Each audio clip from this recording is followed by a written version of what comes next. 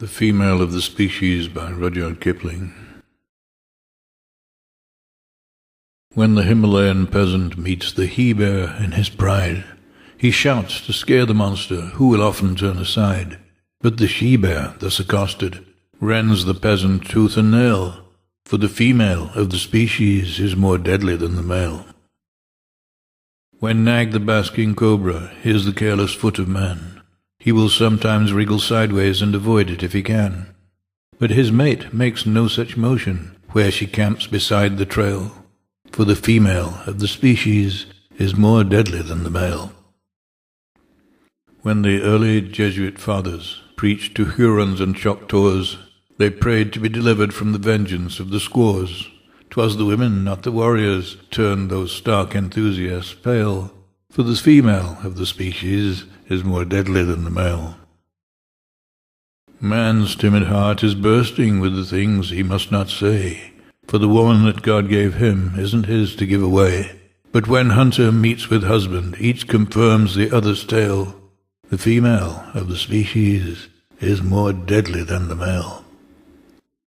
Man a bear in most relations, worm and savage otherwise. Man propounds negotiations, man accepts the compromise. Very rarely will he squarely push the logic of a fact to its ultimate conclusion in unmitigated act. Fear or foolishness impels him, ere he lay the wicked low, to concede some form of trial, even to his fiercest foe. Mirth obscene diverts his anger, doubt and pity oft perplex him in dealing with an issue, to the scandal of the sex. But the woman that God gave him, every fibre of her frame, proves her launched for one sole issue, armed and engined for the same. And to serve that single issue, lest the generations fail, the female of the species must be deadlier than the male.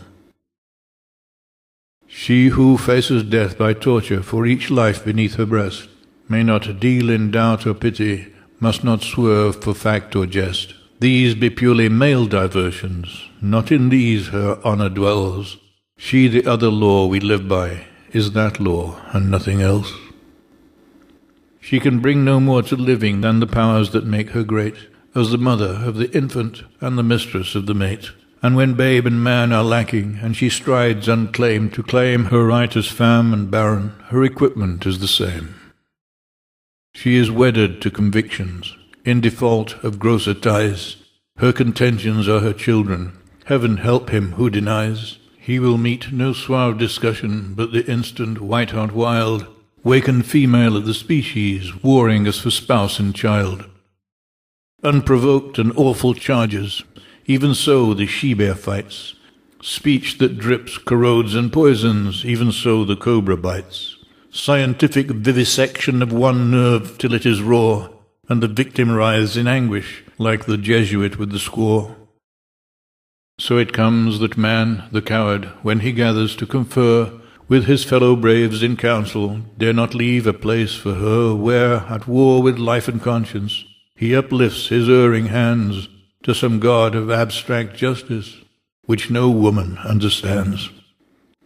And man knows it, knows moreover that the woman that God gave him must command but may not govern, shall enthrall but not enslave him. And she knows, because she warns him, and her instincts never fail, that the female of her species is more deadly than the male.